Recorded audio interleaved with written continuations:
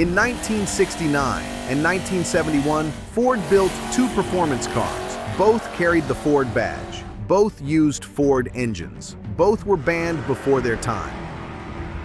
One of them you know, the Shelby GT500. Carroll Shelby's name on the fenders, the 428 Cobra Jet under the hood, and the documented lineage from Le Mans to the American drag strip.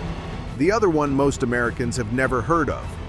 The Ford Falcon GTHO Phase III, built not for the quarter mile but for a 6-hour endurance race over a mountain circuit in New South Wales, Australia. A car that Australian insurance companies eventually banned, not because of what it did at the track, but because of what it could do on the road. Same company, same decade, same corporate engineering resources. Two completely different theories about what performance meant, and two completely different endings. This is the Shelby GT500 versus the Ford Falcon GTHO Phase III. The American premium against the Australian outlier. The car you were supposed to aspire to against the car they were scared to sell you. Carroll Shelby's involvement with Ford began with a phone call in 1962 when he needed an engine and Ford needed a race winner. The result was the AC Cobra, Ford's 427 FE big block dropped into a lightweight British chassis, and the beginning of a partnership that would eventually win Le Mans outright in 1966 and change what American performance looked like on both road and track. By 1969, that partnership had produced the GT500, the production car carrying Shelby's name into dealerships across America. It was built on Ford's Mustang sports roof body, but reskinned with Shelby-specific fiberglass bodywork, a new front end, functional hood scoops, a rear spoiler, and a side stripe treatment that made the car immediately identifiable at any distance. The interior got a roll bar, additional instrumentation, and a wood-grain center console that reminded buyers they were in something that had been thought about. Under the hood, the 428 Cobra Jet, Ford's revised big block, developed to replace the outgoing 427 series for street use. The factory rating was 335 horsepower, a number the automotive press treated with consistent and documented skepticism because every journalist who tested a Cobra Jet concluded that the actual output was closer to 400. Ford's conservative rating strategy was well understood. The company was managing insurance classification pressures and maintaining NASCAR class eligibility simultaneously, and 335 was the number that kept both doors open without lying technically. Motor Trend tested the 1969 GT500 and recorded 14.04 seconds at 103.32 miles per hour at the quarter mile. Car and Driver's Test produced similar results. Both publications agreed that the GT500 was a serious performance car, sorted, usable, fast, and backed by a name that carried genuine racing credibility. The car sold for approximately $4,753 in base sports roof configuration. Most buyers arrived at $5,000 by the time the options list was finished. At exactly the same time that Ford's American marketing department was promoting Carroll Shelby's name on dealership lots across the United States, Ford Australia's engineering team was working on a completely different problem. The problem was Bathurst.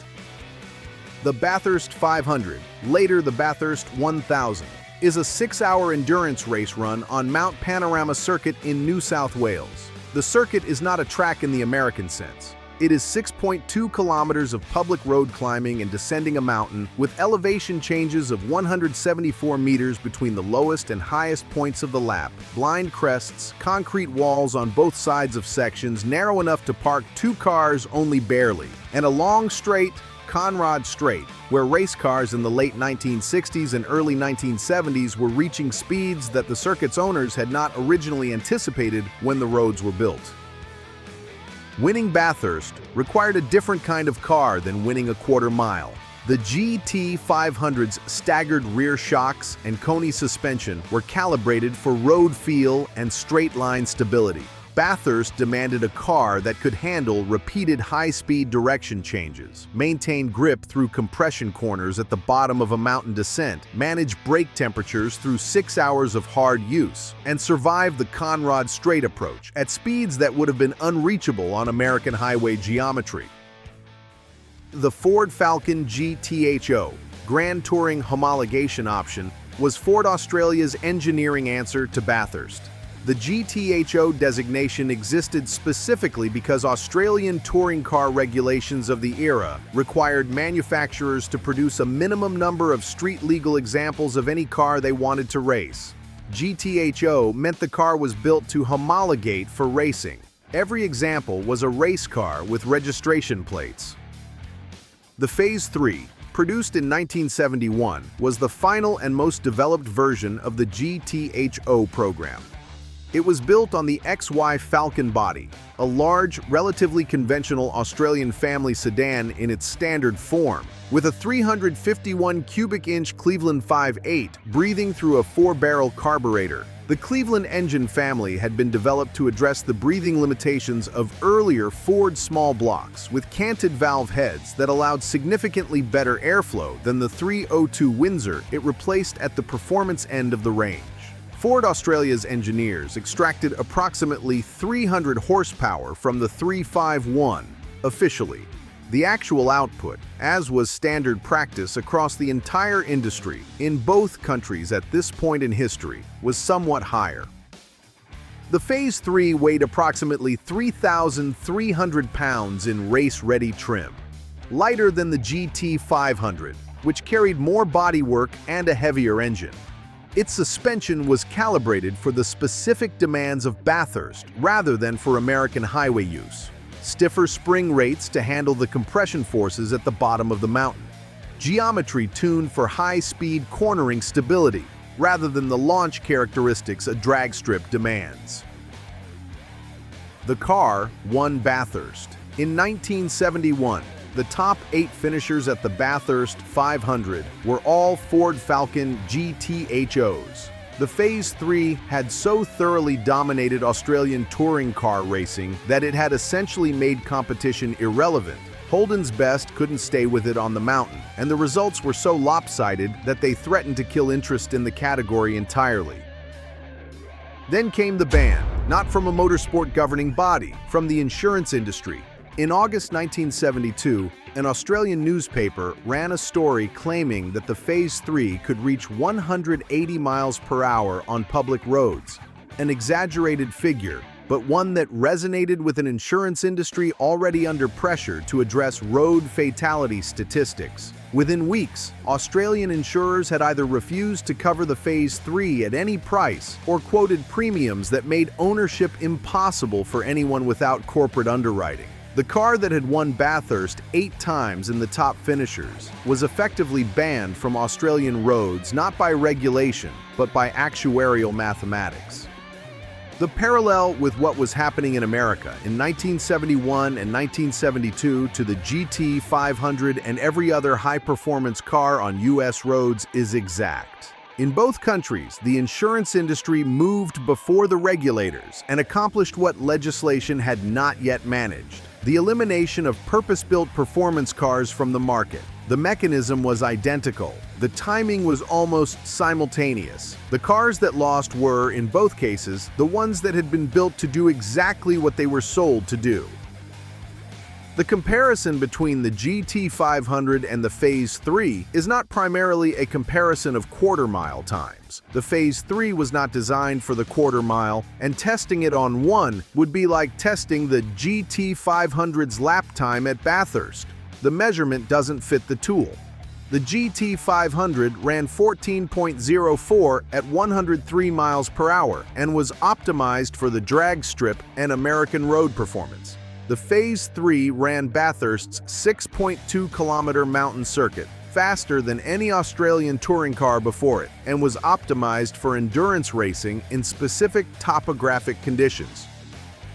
What the comparison reveals is 2 different answers to the same question that Ford's engineers on both sides of the Pacific were being asked in the late 1960s. What does maximum performance mean in your market?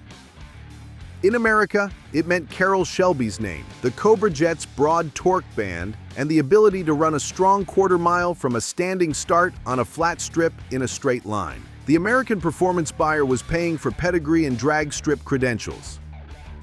In Australia, it meant a 351 Cleveland tuned for high RPM sustained power, suspension geometry calibrated for mountain circuit cornering, and the ability to survive 6 hours of the most demanding race circuit in the Southern Hemisphere. The Australian performance buyer was paying for the same thing Bathurst demanded: competence over a sustained period across a variety of conditions, on a circuit that punished mistakes with concrete. Both answers were correct. Both were banned. Both have become, in the decades since, among the most sought-after performance cars their respective markets have ever produced. A numbers-matching 1969 Shelby GT500 with documented provenance trades in the $150,000 to $250,000 range in today's market. The Shelby name continues to carry a premium that compounds with every year the genuine examples become scarcer and the replica industry flourishes to fill the gap.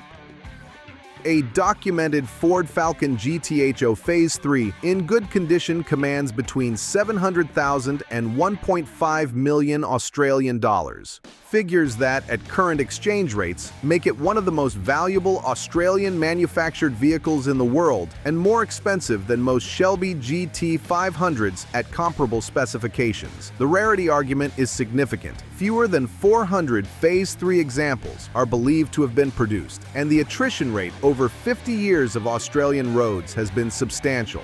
Genuine, unmodified Phase IIIs are rarer than almost any American muscle car of comparable era. Ford built two performance cars in the same era with the same badge and the same corporate DNA. One was designed for the American dream of the drag strip: instant, explosive, famous. The other was designed for a mountain in New South Wales that most of its buyers had never visited: patient, sophisticated, forgotten by anyone who wasn't Australian. The insurance companies came for both of them at almost exactly the same moment. And in both cases, banning the car turned out to be the most effective marketing decision ever made on its behalf.